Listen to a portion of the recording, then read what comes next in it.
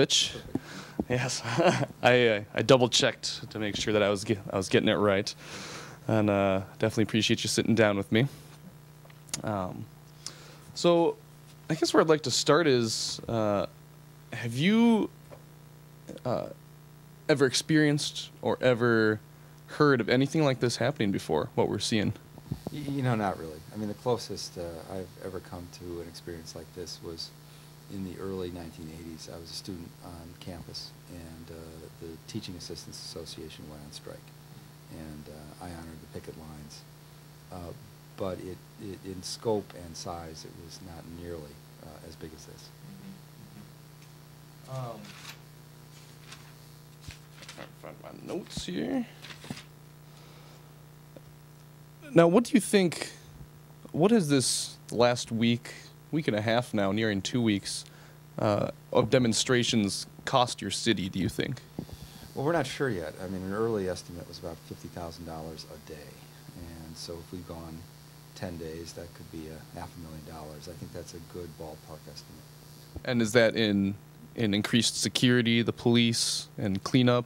Yeah, that's mostly police costs. There'd be some additional costs there, but interestingly enough, there hasn't been much cleanup. The protesters have been extraordinarily respectful of their surroundings. As a matter of fact, our mall concourse crews are saying that the square's about as clean as it's ever been. So there's some other incidental costs, but mostly it's police costs. And I'm interested to know, how does that compare to what the budget repair bill would cost your city? Well, we don't, we don't have an early estimate on what that bill would cost. It's not so much that the budget repair bill would cost our city, it would cost our employees, because what it would mean is it would force us to charge our employees 12% of their health insurance and half of their pension costs. So the budget repair bill doesn't impose any new costs on the city of Madison per se. It transfers those costs to our workers. Now, the Senate, I believe, is looking at a different bill that may incur costs, the photo ID bill. Do you have an estimate of how much that would cost you? We don't have an estimate of how much it would cost us, but and my major objection to that bill wouldn't be cost. It would be the fact that I think it's designed to suppress voter turnout, make it harder to vote. Wisconsin has always been a state that has been on the leading edge of trying to make it easy for people to vote. And in fact, the results are very good. I think in the last presidential election we finished first or second in terms of voter turnout, and with that there has come very little fraud. So the voter ID bill is really a solution in search of a problem, and it's only going to make it more difficult for people to vote. So that's my objection to the bill. Now you have been vocal on the issue. After the prank Koch call, you came out with a statement looking for an explanation into why Governor Walker was thinking about inserting agent provocateurs into the demonstrators. Have you heard anything back about that? I haven't. I sent the governor a letter today asking him specific questions about that. I asked him to identify the person who suggested that, how seriously that suggestion was taken, and precisely what the suggestion was, how long they discussed it, and why he said he rejected it on political grounds as opposed to moral and legal grounds. But sent that letter off just this afternoon, and obviously, of course, they wouldn't expect a reply this soon. Do you expect them to reply, and if they don't, is there any legal action you can take to find out? You know, I don't. It's not so important to me that they reply to me directly. I think it's the people of Wisconsin that deserve those answers, and so I think the governor could deliver those answers via the media, and I'd be very happy if he did. I don't want to believe the worst about the governor. I want to believe that somehow we've misunderstood what he said, or he's been less than clear in his responses. But I think what the people of Wisconsin need to hear is that he rejected that idea because it's morally and legally wrong, not because it's politically inopportune. And then I think he needs to explain exactly what the conversation was. And if he does that, then I think people will let it go. But until he does, I don't think we should let it go. Now, they're looking at laying off people within the next week, or at least writing out the pink slips. How will those layoffs affect your city? Well, the potential for layoff notices is actually not at the city of Madison, but at the school district. And that's due to some specific laws related to the schools and how they interact with their teacher unions.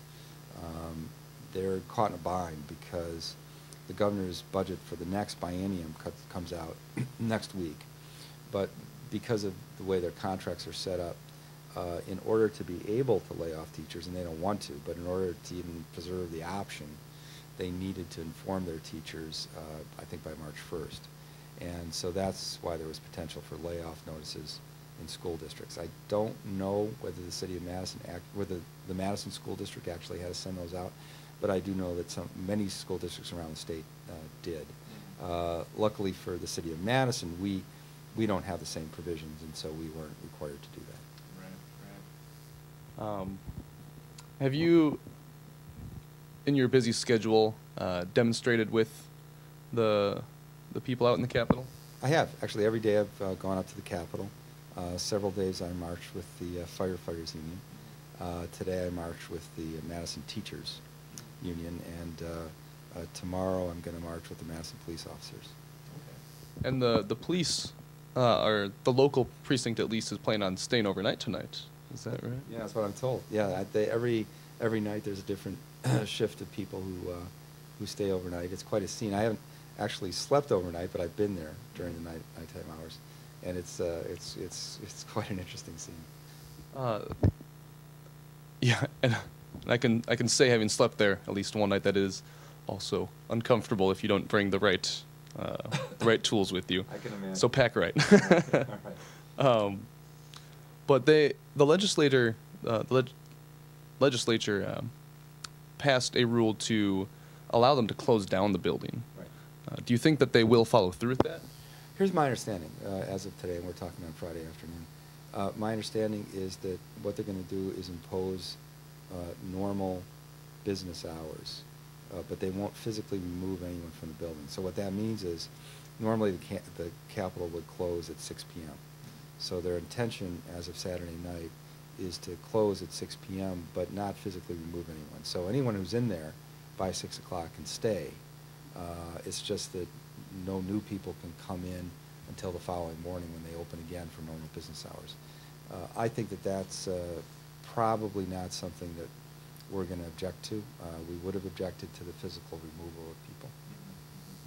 And so that it would actually move. I think they had it a lock in.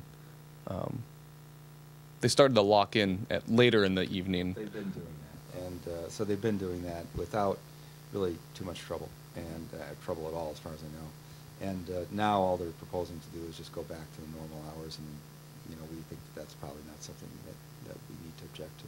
Right. Great. Well, thank you so much for your time. Do you have anything that you'd like to add or say to the people out there? Yeah, as mayor of Madison, I've been mayor for 8 years, and I've never been more proud of our city. We have really shown the whole world how you can peacefully protest. People have been enormously respectful of one another. The police have been respectful to the protesters. The protesters have appreciated the police and the order they've provided. And it's really been a great show of community. And I just couldn't be more prouder of our town. Great. Well, thank you so much for your time, Mayor Cieslewicz. I appreciate it. Yeah.